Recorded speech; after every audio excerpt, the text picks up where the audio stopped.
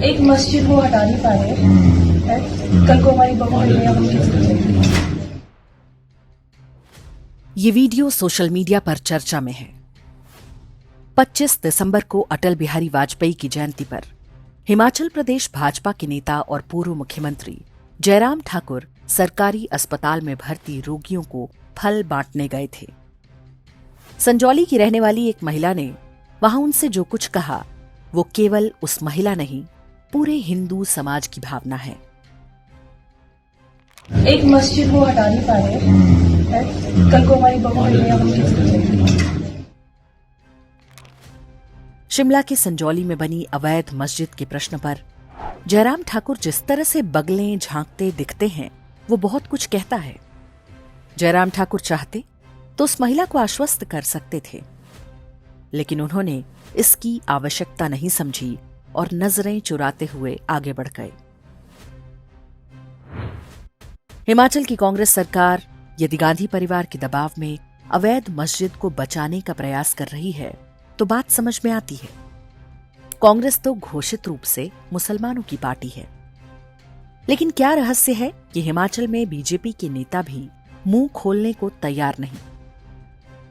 RSS भी स्थानीय हिंदुओं के आंदोलन से दूरी बनाकर चल रही है। शिमला के संजौली में वर्ष 2010 में अवैध रूप से मस्जिद का निर्माण शुरू हुआ था। तब बीजेपी के प्रेम कुमार धूमल हिमाचल के मुख्यमंत्री थे।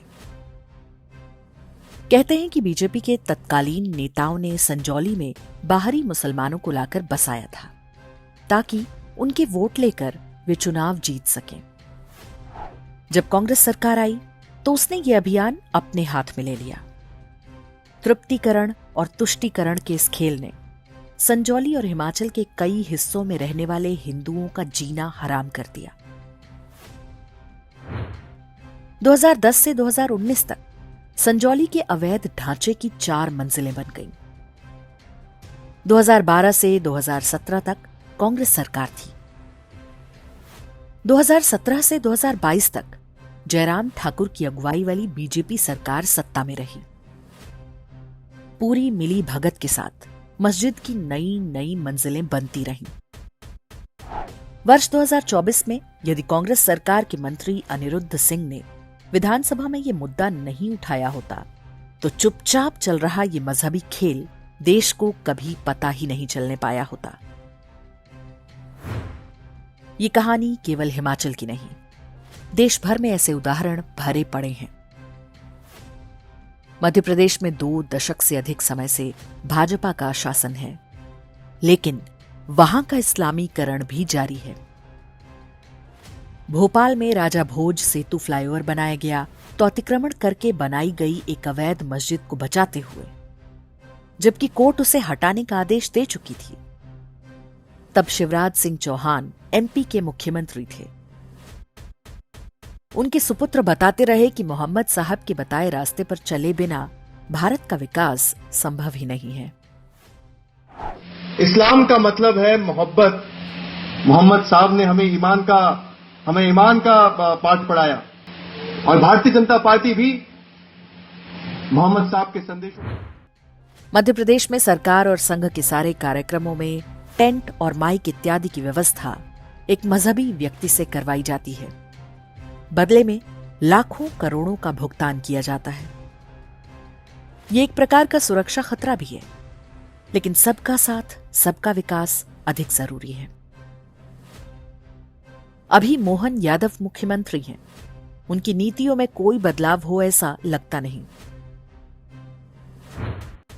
राजस्थान में जब तक वसुंधरा राजे मुख्यमंत्री रहीं, यूनुस खान को अपना सबसे विश्वस्त कैबिनेट मंत्री बनाकर रखा। संभवतः उसी का परिणाम है कि भजन लाल शर्मा की सरकार में राजधानी जयपुर में एक मस्जिद के बाहर पुलिस पिट जाती है और मुख्यमंत्री गाल बजाने से अधिक कुछ नहीं कर पाता।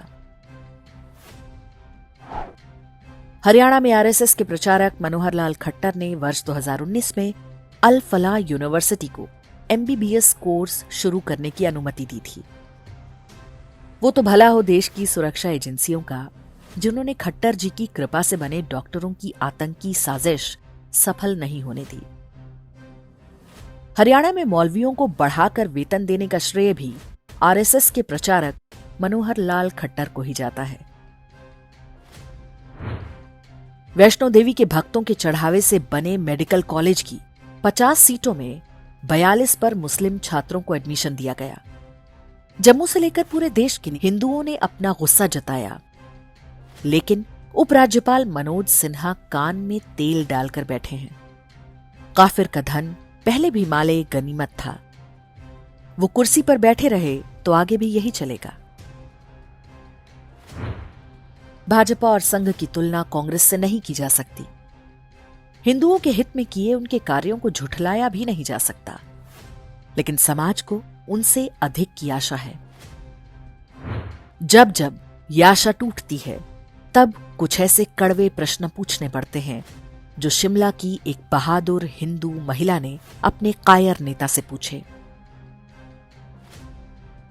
एक समाज के रूप में हमें अपने नेताओं से लगातार ऐसे प्रश्न करते रहना चाहिए, भले ही वे आंखें चुराकर या मुंह छिपाकर बचने का प्रयास करें। हमने उन्हें वोट दिया है तो हर काम का पूरा हिसाब लेंगे। हिंदुओं के वोट लेकर जो इस्लाम की सेवा कर रहे हैं, उनका असली चेहरा सामने आना आवश्यक है।